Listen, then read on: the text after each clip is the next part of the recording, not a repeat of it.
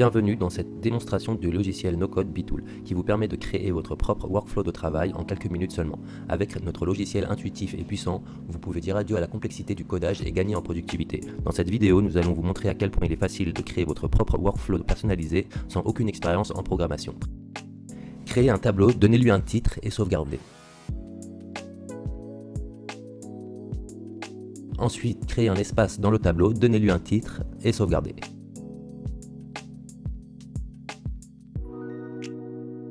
Cliquez sur Edit pour intégrer une nouvelle procédure dans cet espace,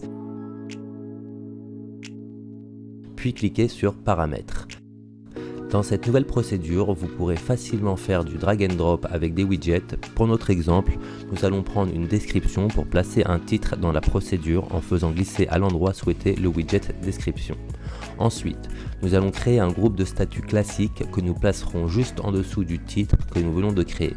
Nous pourrons ensuite ajouter les statuts souhaités à ce groupe.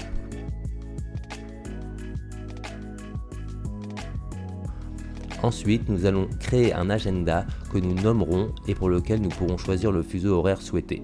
Il y a d'autres paramètres possibles liés à l'agenda, mais nous les aborderons dans une prochaine vidéo. Ensuite, nous allons ajouter le widget Focus qui regroupera les informations primaires du client telles que le nom, le prénom, l'adresse et le numéro de téléphone. Ajoutons encore une description sur la partie droite de la procédure. Ensuite, nous allons ajouter un groupe de statuts par phase, ce qui signifie que chaque phase aura ses propres statuts. Une fois qu'une phase est terminée, ça passe à la phase suivante. Il est également possible de créer des groupes de statuts par étape, mais pour notre exemple, cela ne nous sera pas nécessaire.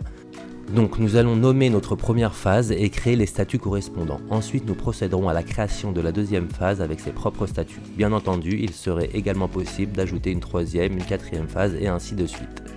Nous allons maintenant intégrer un widget formulaire à notre procédure, ce qui nous permettra de créer un questionnaire. Donnez un nom à notre questionnaire, puis cliquons sur Créer pour le mettre en place. Continuons en créant un champ sélectionné, c'est-à-dire une question avec une liste de choix de réponses où seule une seule réponse peut être sélectionnée. Continuons en ajoutant un champ de type date et en lui donnant un nom. Chaque champ possède un tag propre à lui qui sera utilisé ultérieurement pour générer des documents automatiquement par exemple. Passons maintenant à la création d'un champ dépendant, ce qui signifie que selon le choix que nous avons sélectionné dans la question précédente, une autre question s'affichera ou non. Donc concrètement, nous allons décider que si la réponse à la question précédente, renouvellement automatique, est non, alors un nouveau champ de type date nommé date de relance s'affichera.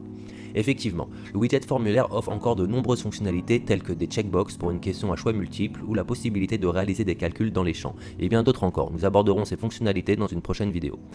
Passons maintenant à l'ajout du widget transaction, qui nous permettra de générer des devis, des factures ou des bons de commande.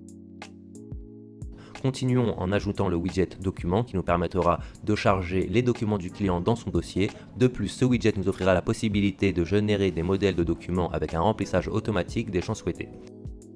Enfin, pour compléter notre démonstration, ajoutons le widget événement. Celui-ci nous permettra d'ajouter des notes au dossier et de consulter l'historique des emails et des SMS envoyés, ainsi que des appels passés liés à ce dossier. Cela facilitera la gestion et le suivi des interactions avec le client.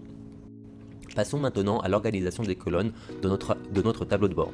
Nous allons pouvoir choisir quelles informations du dossier nous souhaiterons afficher sur notre tableau de bord, facilitant ainsi l'accès aux données importantes et leur visualisation en un coup d'œil. Par exemple, dans notre tableau de bord, nous allons afficher les informations suivantes: le statut du client, le nom complet, le numéro de téléphone, le statut du dossier, l'abonnement choisi, les dates de début et de fin de contrat et la date de relance client si applicable.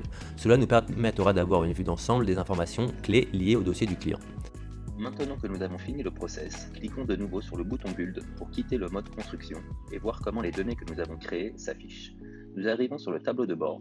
J'ai créé quelques fiches pour voir comment les données vont bien s'afficher. Donc on peut voir notre tableau de bord avec les informations que nous avons choisi d'afficher. Quand on rentre sur un dossier, on peut voir toutes les données que nous avons créées dans notre process.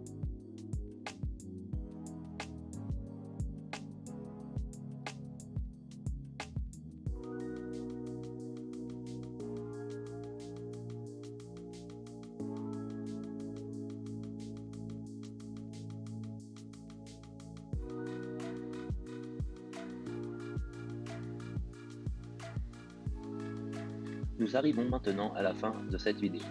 N'oubliez pas que la clé de la réussite avec un logiciel de travail est la persévérance. Prenez le temps de bien comprendre toutes les fonctionnalités offertes et de les adopter à votre entreprise. Avec un peu de pratique, vous verrez à quel point cet outil peut faciliter votre quotidien et vous faire gagner du temps. Nous vous remercions d'avoir suivi ce tutoriel et n'hésitez pas à nous contacter si vous avez des questions ou des commentaires. Nous vous souhaitons beaucoup de succès avec notre outil et votre entreprise en général.